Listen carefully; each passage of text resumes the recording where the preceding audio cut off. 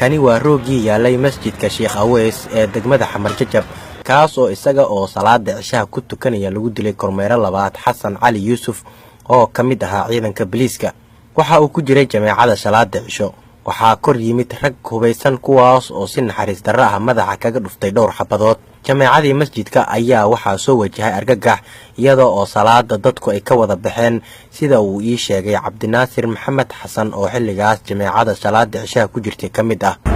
wallahi xalo waxa ka dhacay mucjisana xilli salaada cishaha ee salaada lagu jiro jameecada waxaa dhacday ragcadii labaad taxiyaadka iyadoo loo fadhiyo qof kamid ah jameecada oo safka labaad ku jiro aragan la aqoon imaadeen isla markii ay bilaabeen xabad madax ugu bilaabeen dadkii argagaxa ku dhacay fajiciso waxaan la filaynay noqotay iyadoo salaada lagu jiro taxiyaad loo fadhiyo in qof muslim oo Ilaahay hor fadhiyo la dilaayo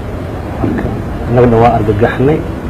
dibeen ugu noqotay runtii waxaan filaynay noqotay kala carri ordan galna saasi wax wadaceen culimada Soomaaliyeed ayaa si adag uga hadlay sida diinta Islaamku uga fog tahay in beedka Alle lagu dhex dilo qof Islaam ah oo ku gudanaya waajibaadkii Alle uu saaray dilka oo dadka amasaadka lagu dilaayeen waa kabiir maxal cibaado kabiirada kabiirka lagu soo diray oo cibaadada laga gooynaa dadka masaajidka laga gooynaya waa la dagaalan diintii oo mar labaad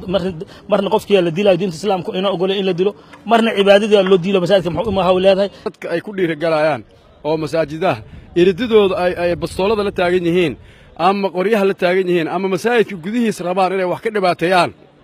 waxay ogaanayaan inay Ilaahay baraka yihiin nabigiisna baraka yihiin diinta islaamkan ay baraka yihiin Ilaahay ballankiisa iyo dimadiisna ku jira ay ku tacdiyeena ayaga ay u taalaataas insha Allah jidda Ilaahay oo sidaaseedo aaminkeeda biyuutullaahi Ilaahay gurigiisa ahayd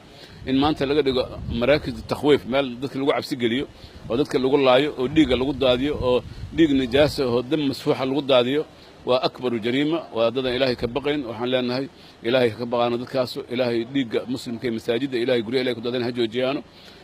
meeshaas suldaana ka gaari maayaan oo dawladnimo Ilaahay munkarkaas ku gaarsiin maayo diinna inaysan ahayn ayaguba og yihiin oo ay taa munkar guriyaha Ilaahay aaminka in dadka lagu cabsi geliyana diin maahan jameecada masjidka ayaa arintan waxa ay ku noqotay fajac iyo amakaag wallahi ni waa dareemi kartaa mar hadii qofku dhinacaaga joogo xabad ay ku bilaabato waxa jira si safka labaad fadhiyay safka hore ninka fadhiyay uu dhaawacay xabad sariina gaaray qof kasta uu carab mar hadii qof la dilaa dadku waa sii wada jeedaan mugta xabad hadii bilaabato qof walba uu gadaashiisa fiirina ama madax kaaga dhacay leeyahay nin walba uu cid dambi gashay ma leh dadku waa wax loo dilaa lama yaqaano nin walba naftiisu la carab meel oo aaday meel loo kala carriyo wax mobile xataa lama qaado nin walba wuxuu haysto waa ka carab nafteeda nafsi noqon Sheekh Nuur Baaruud Gurxan ayaa waxa uu sheegay in qofkii masjid wax ku dhex dila uu banaystay wixii Allah subhanahu wa ta'ala uu ka xanibay taas oo ay kamid tahay in la daadiyo dhiigga qof muslim ah ninkan askariga ay la sheegay inay dileen haddana waxa weeye inuu muslim dhalay uu yahay waxaaba sheegaya salaada uu ku jiro inuu askari yahay gaalnimo ma aha inuu dhar askari qabo gaalnimo ma aha qofku inuu wasiir yahay gaalnimo ma aha inuu dawlad ka tirsan yahay gaalnimo ma aha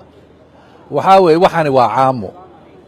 nimankan shabaabkii waa caamo afka wax loogu shubay waa fikrad meel kale laga soo guuriyay ayna cilmi u lahayn ayageena aqli ma laha